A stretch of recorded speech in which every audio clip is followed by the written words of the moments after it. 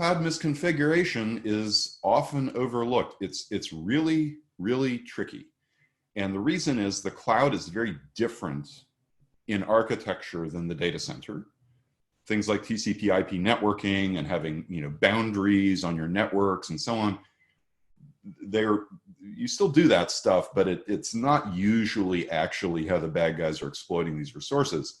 So most of these cloud misconfigurations are not even recognized as misconfigurations by security teams, because in this new cloud world, the attack surfaces are different. And they're not just different in size and shape, they're different in kind.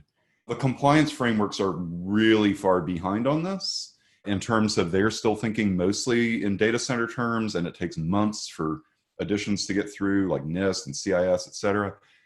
So they're not necessarily going to warn you if you're relying on them to tell you where you have misconfiguration. They're not necessarily going to warn you about the misconfigurations that the bad guys are actually exploiting.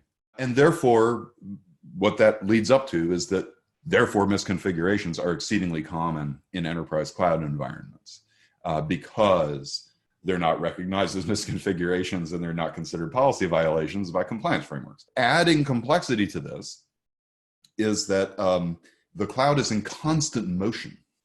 Right? You can summon a VPC network with a single API call. In the data center days, to build a complex network would be a multi-month, multi-million-dollar, lots of change control boards in place. So these things are just coming and going rapidly in the cloud.